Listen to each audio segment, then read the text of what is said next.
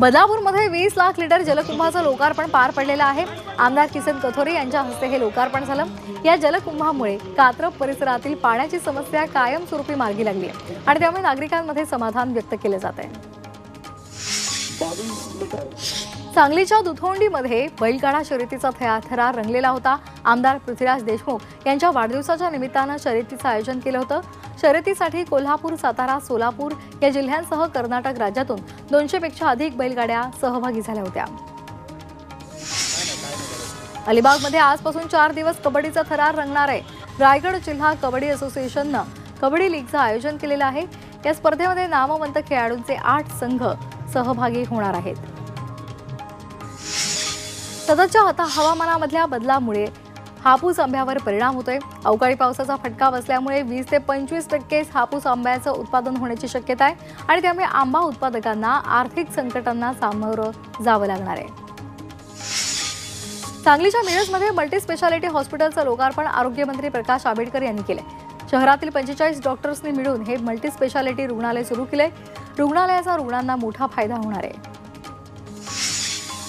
कल्याण police ठाण्यामधील फिरत्या police स्टेशनचा अनोखा उपक्रम हा राबवला गेला होता। याद्वारे पोलिसांचं पथक गावोगावी जाऊन नागरिकांशी थेट संवाद साधत होतं। याद्वारे लोकांना नव्या कायद्याची माहिती देण्यात आली। त्याचबरोबर सुरक्षिततेसंदर्भात मार्गदर्शन आणि जनजागृतीसाठी विविध माहिती देण्यात आली।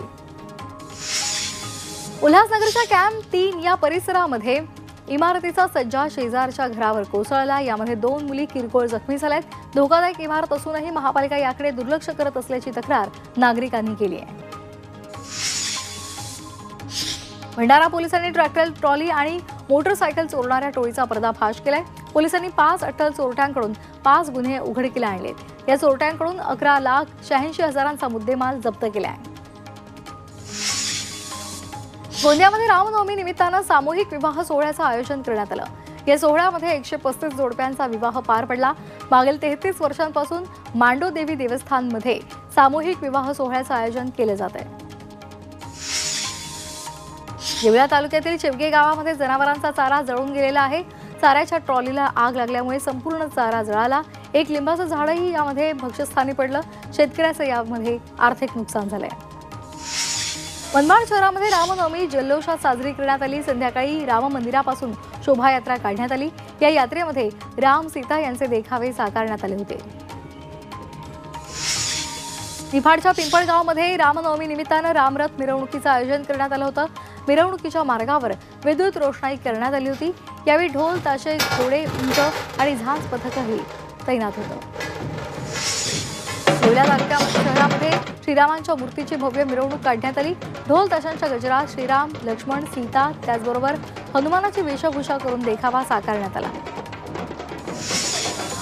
असलगावमध्ये प्रभू श्रीराम जन्मोत्सवानिमित्तानं पारंपरिक आणि मंगलमय वातावरणात हा कार्यक्रम संपन्न झाला। बाबा अमरनाथ मंदिरामध्ये सामूहिक हनुमान चालीसा पठण करण्यात आलं। त्यानंतर शोभायात्रा सुद्धा निघाली। शहापूरच्या ब्राह्मणालीमधील पुरातन श्रीराम मंदिरामध्ये विविध धार्मिक कार्यक्रमांचं आयोजन करण्यात आलं होतं। यावेळी मंदिरामध्ये भाविकांची मोठी गर्दी पाहायला मिळाली। शिवाजीनगरमध्ये कृष्ण मंदिरामध्ये रामनवमीचा उत्साह पाहायला मिळाला।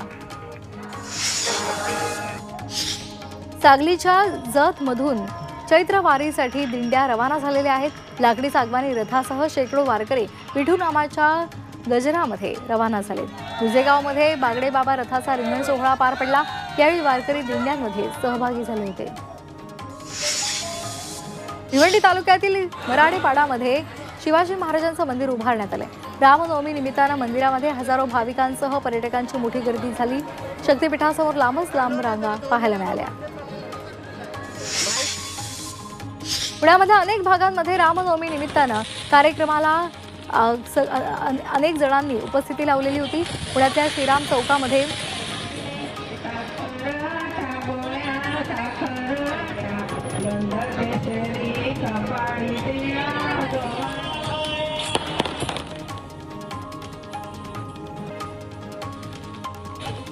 जळगावमध्ये सोमानी कॉटन कंपनीला शॉर्ट सर्किटमुळे मोठी आग लागली होती। या आगीमध्ये सुदैवानं जीवितहानी झालेली नाही, मात्र कॉटन कंपनीचं लाखो रुपयांचं नुकसान झालंय।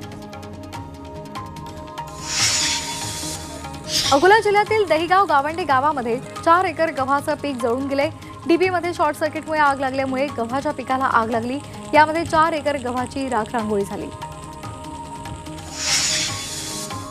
नागपुरातील माओमिया धाम इथल्या फूड फॅक्टरीमध्ये भीषण आग लागली। आगीमध्ये आरा मशीन जळून गेलेली आहे। अग्निशमन दलानं घटनास्थळी दाखल होत आग आटोक्यात आणली। दिल्लीमध्ये शाहीन बाग परिसरामध्ये झाडांना आग लागली। या आगीचं कारण मात्र कळू शकलेलं नाही। परिसरामध्ये धुराचे लोट पाहायला मिळाले। लखनौच्या महिगनमध्ये स्वयंपाकाच्या गॅस सिलेंडरचा स्फोट झाला आणि त्यामुळे भीषण आग लागलेली होती। या ठिकाणी अग्निशमन दलानं आग आटोक्यात आणलेली आहे। दक्षिण पेरूमध्ये अनेक गावांमध्ये संततधार पावसामुळे भूस्खलन झालंय। या भूस्खलनामुळे अनेक लोकांचा मृत्यू झालेला आहे। काही लोक बेपत्ता आहेत। नागरिकांना वाचवण्यासाठी बचाव कार्याचे प्रयत्न सुरू आहेत। भाजपची स्थापना आमच्या समोर झाली अशी टीका संजय राऊतांनी केली। शिवसेनेचा जन्म भाजपच्या आधीचा असल्याचाही दावा त्यांनी केलाय। ज्यांनी भाजपची स्थापना केली ती आता तुरुंगात आहेत असा टोलाही त्यांनी लगावलाय। ज्येष्ठ नेते एकनाथ खडसे यांनी मंत्री गिरीश महाजन यांच्या खासगी आयुष्यावर गंभीर आरोप केलेले आहेत। त्याला मंत्री गिरीश महाजन यांनी जोरदार प्रत्युत्तर दिलेलं आहे। खडसे यांनी आपल्या विरोधात एक तरी पुरावा दाखवावा, आपण राजकारणातून बाहेर पडू असं थेट आव्हानच महाजनांनी दिलंय। मुख्यमंत्री आणि उपमुख्यमंत्री यांचं काम उत्तम चाललेलं आहे। एकनाथ शिंदे महाराष्ट्राचे मुख्यमंत्री आणि मंत्री सुद्धा राहिलेले आहेत। उगीच कुणी महायुती सरकारमध्ये भांडणं लावू नये असा टोला माजी केंद्रीय मंत्री नारायण राणे यांनी केलेला आहे। भाजप देशामध्ये धर्माचं विष पेरत असल्याचा आरोप उद्धव ठाकरे यांनी केलेला आहे। वक्फ बोर्ड जमिनीनंतर ख्रिश्चनांच्या जमिनीवर केंद्राचा डोळा असल्याचा आरोप ठाकरेंनी केलाय। वक्फ विधेयकावरून संजय राऊतांनी आरोप केलेला आहे। मुंबईतील वक्फच्या जमिनीवर उद्योगपतींची घरं आहेत असा आरोप त्यांनी केलाय। दरम्यान 2 लाख कोटींच्या जमिनी लाटण्यासाठी वक्फ विधेयक आणलं जात आहे असंही त्यांनी म्हटलंय। मुस्लिम समाजाच्या जमिनी झाल्यानंतर आता ख्रिश्चन समुदायाच्या जमिनी ताब्यात घेण्याचा केंद्र सरकारचा प्रयत्न असल्याचा आरोप आमदार जितेंद्र आव्हाड यांनी केलाय। वक्फ म्हणजे दान केलेल्या जमिनी बाजारामध्ये आणून विकणार असा सरकारचा इरादा आहे असंही त्यांनी म्हटलेलं आहे। जवळच्या उद्योगपतींसाठी सरकारचा हा डाव असल्याचा आरोप आव्हाडांनी केलाय। वक्फ सुधारणा विधेयक आता मुस्लिमांच्या हक्कांवर गदा आणत आहे। मात्र भविष्यामध्ये इतर समुदायांना लक्ष्य करण्यासाठी एक चुकीचा पायंडा पाडला जात असल्याचा गंभीर आरोप लोकसभेचे विरोधी पक्षनेते राहुल गांधी यांनी केलाय। आता केंद्र सरकारचा डोळा ख्रिश्चनांच्या जमिनीवर आहे। संविधान हे एकमेव ढाल आहे जे आपलं संरक्षण करू शकतं। त्यामुळे संविधानाचं रक्षण करणं हे आपलं सामूहिक कर्तव्य आहे असंही त्यांनी म्हटलंय। धाराशिव जिल्हा मजूर फेडरेशनच्या निवडणुका झाल्या। यामध्ये महायुतीनं विजय मिळवलाय। मजूर फेडरेशनवर आधीपासूनच भाजप आमदार राणा जगजितसिंह पाटील या गटाचं वर्चस्व राहिले।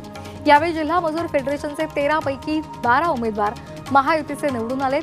त्यामध्ये लोहाराची जागा महाविकास आघाडीनं एका मतानं जिंकली आहे। ठाण्यामध्ये शिवसेनेच्या माजी नगरसेवकांनी भाजपमध्ये प्रवेश केलेला आहे। आमदार संजय केळकर यांच्या उपस्थितीमध्ये हा पक्ष प्रवेश झालाय। यावेळी येणाऱ्या काळात पक्षातील अनेक लोक भारतीय जनता पार्टीमध्ये येतील असंही त्यांनी म्हटलंय। सांगलीमध्ये कृषी मंत्री माणिकराव कोकाटे यांच्या विरोधात स्वाभिमानी शेतकरी संघटनेनं आंदोलन केलंय। कोकाटे यांच्या पुतळ्याचं दहन करत जोरदार घोषणा देण्यात आल्या। कोकाटे यांनी शेतकऱ्यांच्या बाबतीमध्ये केलेल्या वादग्रस्त विधानाचे सांगलीमध्येही संतप्त पडसाद उमटले। अकोल्यामध्ये शेतकऱ्यांनी मंत्री माणिकराव कोकाटे यांच्या फोटोला चपला मारो आंदोलन केलं। कोकाटे यांनी कर्जमाफीवरून वक्तव्य केलेलं होतं आणि त्याच्या या विधानाचा निषेधार्थ म्हणून शेतकऱ्यांनी जोरदार घोषणाबाजी केली आणि आंदोलन केलं। सांगलीमध्ये आरोग्य मंत्री प्रकाश आंबेडकरांनी आरोग्य सेवेवरून डॉक्टरांच्याच एका कार्यक्रमात डॉक्टरांचेच कान टोचले। अलीकडच्या काळात डॉक्टरांमधील सेवाभावी वृत्ती कमी होऊ लागली आहे। तसंच पुण्यातील मंगेशकर हॉस्पिटलमधल्या घटनेवरून सेवा की व्यवसाय हा महत्त्वाचा प्रश्न पडल्याचंही मंत्री आंबेडकर यांनी म्हटलंय। भाजपच्या स्थापना दिनाच्या निमित्तानं विविध कार्यक्रम झालेले आहेत। सोलापूर शहरामध्ये कार्यकर्ते आणि पदाधिकाऱ्यांसाठी LED स्क्रीनची व्यवस्था करण्यात आली होती। यावेळी शेकडो भाजपच्या कार्यकर्त्यांना मुख्यमंत्री देवेंद्र फडणवीस यांनी मार्गदर्शन केलं। केंद्रीय गृहमंत्री अमित शहा आजपासून 3 दिवस जम्मूच्या दौऱ्यावर असतील। या दौऱ्यादरम्यान ते सुरक्षा व्यवस्था आणि विकास कामांचा आढावा घेणार आहेत। दरम्यान अमित शहा यांच्या दौऱ्याच्या पार्श्वभूमीवर जम्मूमध्ये कडेकोट सुरक्षा व्यवस्था तैनात करण्यात आली आहे। राष्ट्रपती द्रौपदी मुर्मू पोर्तुगाल आणि स्लोवाकियाच्या 4 दिवसांच्या राजकीय दौऱ्यावर आहेत। 3 दशकांमध्ये भारतीय राष्ट्रपतींचा हा पहिलाच दौरा आहे। राष्ट्रपती द्रौपदी मुर्मू 7 आणि 8 एप्रिलला पोर्तुगालच्या राजकीय दौऱ्यावर आहेत। त्यानंतर 2 दिवस स्लोवाकियाच्या दौऱ्यावर असतील। सर्वोच्च न्यायालयाचे न्यायमूर्ती अभय ओक यांनी द्वेषपूर्ण भाषणासंदर्भात प्रतिक्रिया दिली आहे। बहुतांश द्वेषपूर्ण भाषणं ही दडपलेल्या वर्गाविरोधात असतात। द्वेषपूर्ण भाषणांमुळे सामाजिक सलोखा धोक्यात येतो, त्यामुळे यावर कठोर कारवाईची गरज असल्याचं ओक यांनी सांगितलंय। पुणे जिल्ह्यातील रायलेश्वर मंदिरामध्ये हिंदवी स्वराज्य शपथ दिन सोहळा साजरा करण्यात आला। छत्रपती शिवाजी महाराजांनी चैत्र शुद्ध सप्तमी 1645ला आपल्या मावळ्यांसहित स्वराज्य स्थापनेची शपथ घेतली होती। त्याच्या स्मरणार्थ हा दिवस साजरा केला जातो। नाशिकमध्ये अखिल भारतीय संत समितीची कुंभमेळ्याच्या पार्श्वभूमीवर बैठक झाली। गोहत्या बंदी कायदा लागू करावा, त्याचबरोबर कुंभमेळ्याच्या पार्श्वभूमीवर साधू संतांची राहण्याची व्यवस्था करावी, अशा विविध मागण्या प्रशासनाकडे करण्यात आल्या। पालघरच्या जव्हार सार्वजनिक बांधकाम विभागाचा बोंगळ कारभार समोर आलाय। वाडा तालुक्यातील केलिठण डाकेवली रस्त्याची दुरुस्ती सुरू आहे। फक्त 1.5 किलोमीटरच्या रस्त्यासाठी 4.5 कोटी रुपये मंजूर झाले। मात्र या रस्त्याचे काम निकृष्ट दर्जाचं झाल्याचं नागरिकांनी म्हटलेलं आहे। ते थेट तक्रारच एकनाथ शिंदे आणि सार्वजनिक बांधकाम मंत्र्यांना करण्यात आली आहे। येवल्यामध्ये परागीकरण होत नसल्यामुळे कांदा बीज उत्पादनामध्ये आता घट होणार आहे। विषारी कीटकनाशकांच्या वापरामुळे मधमाशांच्या संख्येमध्ये मोठी घट झाली आहे। मधमाशा परागीभवनासाठी अत्यंत महत्त्वाची भूमिका बजावतात, मात्र पिकांवर वारंवार विषाची फवारणी केल्यामुळे मधमाशांचा मृत्यू होतोय। यामुळे त्यांची संख्या सुद्धा कमी झाली आहे। त्याचा थेट परिणाम कांदा बियाणं उत्पादनावर झाल्यामुळे कांदा शेतकरी आता अडचणीत सापडलेत। सततच्या बदलत्या वातावरणाचा अनेक पिकांना फटका बसतोय। यामुळे शेतकरी हतबल झालेला आहे। मनमाड, नांदगाव, चांदवड या भागामध्ये असलेल्या आंब्याला फटका बसलेला आहे। झाडावरून मोठ्या प्रमाणात फळ गळती होते, त्यामुळे आंबे उत्पादनामध्ये घट होत असल्यामुळे आंबा बागायतदार आता संकटात सापडलाय। मुंबईतील टोरेस घोटाळ्यानंतर डोंबिवलीमधील नवा आर्थिक घोटाळा आता समोर आलाय। शेअर मार्केटमध्ये मोठा परतावा देतो असं सांगत ग्रोथ अप इंडिया आणि अर्थयुक्ती कन्सल्टिंग यांच्या नावाखाली तब्बल 1,23,00,000 रुपयांची फसवणूक झाली आहे। अनिकेत मुजुमदार, संदेश जोशी, संकेत जोशी असा फसवणूक करणाऱ्या 3 आरोपींची नावं आहेत। सोलापूरमध्ये पत्नीची हत्या करून पतीनं आत्महत्या केलेली आहे। 4.5 महिन्याच्या बाळासमोरच पत्नीची हत्या पतीनं केलेली आहे आणि सोलापुरातल्या करमाळा तालुक्यातली ही धक्कादायक घटना आहे। नाशिकमध्ये नववधूचा धक्कादायक प्रकार समोर आलेला आहे। सासरच्यांना जेवणामध्ये गुंगीचं औषध दिलं आणि त्यानंतर दागिन्यांसहित रोख रक्कम घेऊन नववधू पसार झाली आहे। नाशिकच्या सटाणा तालुक्यातली ही घटना आहे। लातूरच्या उदगीरमध्ये पोलिसांना चकवा देत एक चोर चक्क गटारामध्ये शिरला। पोलीस त्याचा पाठलाग करत असताना पोलिसांना गुंगारा देण्यासाठी तो गटारात शिरला। काही तासांच्या शोध मोहिमेनंतर त्याला पोलिसांनी गटारातून बाहेर काढलं, मात्र तो इतका अस्वच्छ झाला की त्याला अक्षरशः वॉशिंग सेंटरमध्ये नेऊन पोलिसांनी पाण्यानं स्वच्छ धुवून काढलं।